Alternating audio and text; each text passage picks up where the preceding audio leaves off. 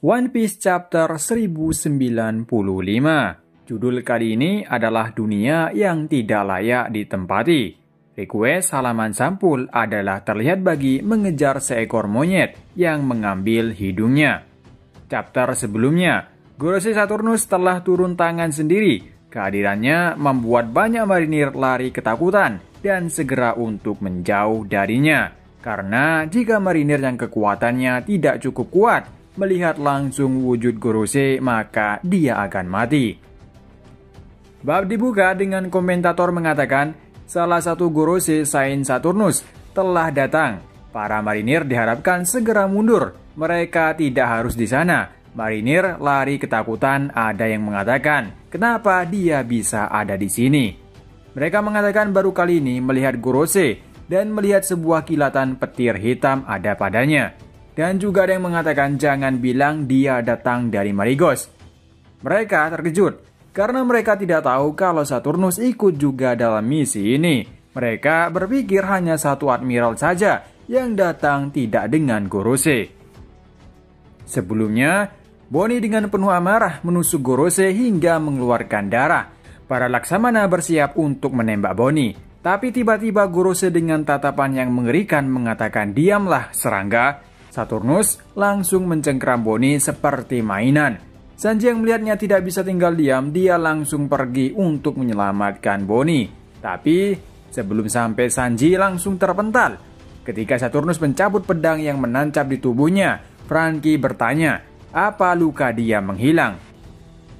Sedangkan para laksamana mengatakan ini kesempatan bagi mereka untuk menangkap Vegapunk. Tapi Saturnus berkomentar tidak perlu terburu-buru, mereka tidak punya kesempatan untuk kabur lagi.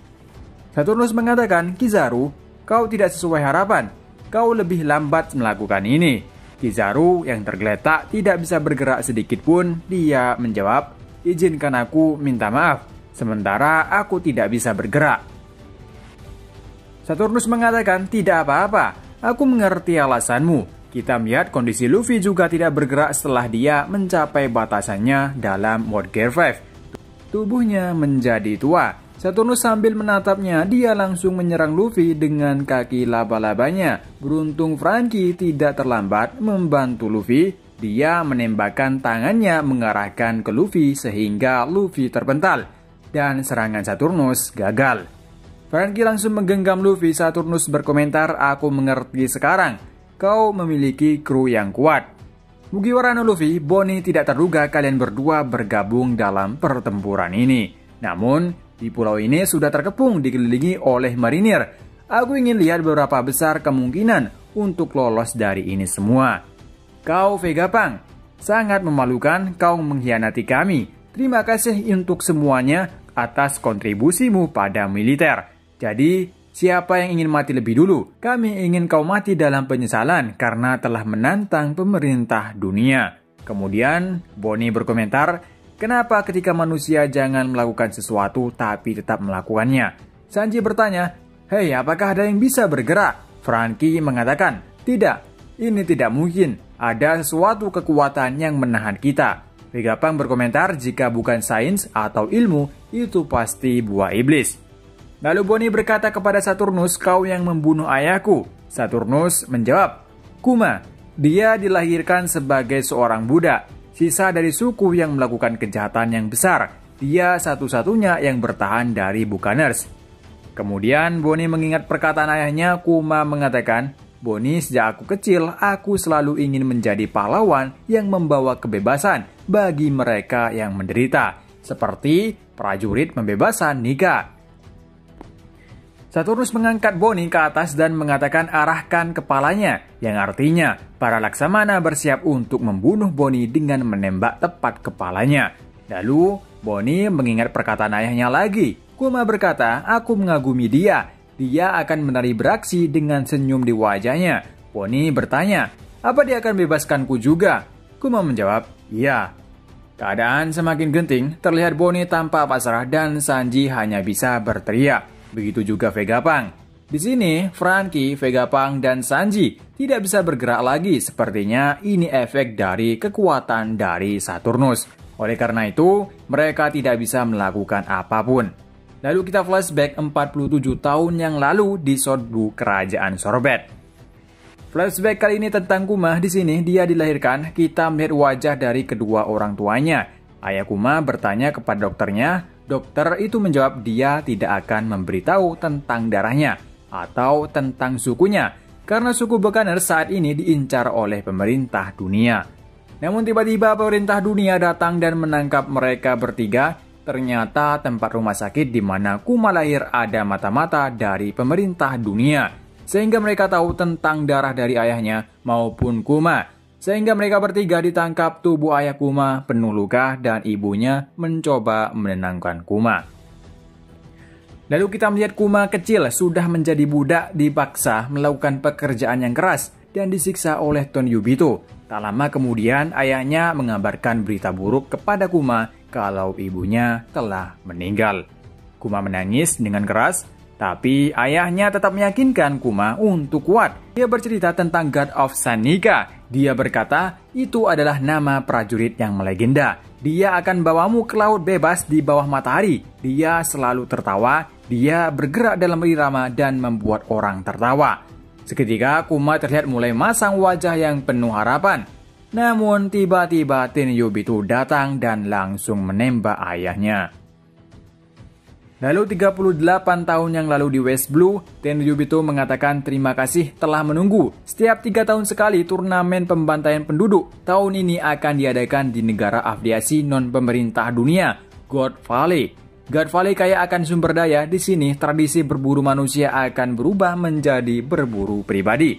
Negara ini mulai sekarang menjadi milik pemerintah dunia. Raja di negara itu berkomentar, apa yang sedang kalian lakukan? Apakah kalian berusaha membunuh orang ini di dalam game ini? Apakah kalian gila? Ini adalah negaraku. Tiba-tiba, dia langsung ditebas oleh seseorang. Orang itu adalah Vigeland Garling. Ini adalah tampilan dia saat muda. Mereka mengatakan, tunggu dulu Saint Garling, tahan dulu. Sepertinya dia telah membunuh raja dari negara ini. Dia dapat minus 10.000 poin dari awal. Garling berkomentar, itu harus menjadi rintangan bagi kontestan lainnya. Mereka mengatakan tahun ini selain penduduk asli, kau akan menangkap budak yang bermasalah. Sementara di tempat lain, marinir melaporkan kepada Saturnus, kami telah menangkap anak yang lari dari suku Buccaneers. Kita melihat, Kuma tak berdaya, kembali tertangkap setelah dia mencoba melarikan diri. Namun, tiba-tiba, dari atas tebing datang seseorang, dia berkata, tahan di sana, aku mendengar kau dari suku Buccaneers. Orang itu adalah Ivankov, di mana saat itu dia juga masih menjadi budak. Dia bersama Ginny sambil memakan daging. Ivankov berkata, aku dengar Buccaneers memiliki darah raksasa. Ginny berkomentar, kakakku juga cukup besar. Ivankov mengatakan, itu hanya wajahku bodoh. Lalu Ivankov berkata, lihat orang ini, kenapa semua orang punya tampilan sedang kalah di wajahnya. Aku akan hidup bagaimana denganmu. Berakhir chapter kali ini. Oke teman-teman, chapter keadaan di Pulau Egghead semakin genting, di mana Saturnus menggenggam Bonnie dan akan dibunuh di depan Vegapunk.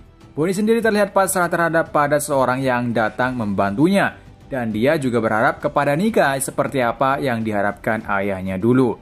Sayangnya, Nika atau Luffy sendiri sudah mencapai batasan untuk melakukan perubahan wujud Nika atau Gear 5-nya. Tapi apa kalian ingat? Bahwasannya di chapter sebelumnya, di saat Luffy berubah wujud Gear 5 Mode Giant, robot kuno telah aktif.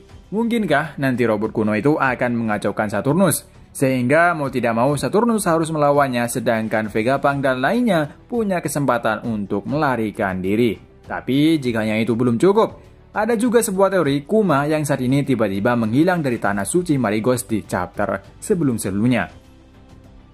Dia akan datang ke Egghead, kemungkinan besar Kuma yang akan menyelamatkan mereka semua. Atau dengan kata lain, misi terakhir dari Kuma yaitu menyelamatkan Vegapunk atau Bonnie anaknya. Tapi aku yakin, kebanyakan dari kalian sangat berharap Luffy bangkit kembali dan melawan Saturnus. Karena kita ingin melihat sejauh mana kekuatan Luffy saat ini.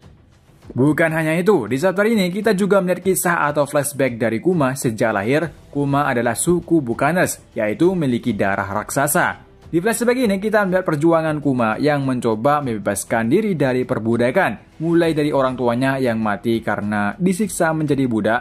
Lalu di chapter ini kita juga melihat tampilan dari Garling muda.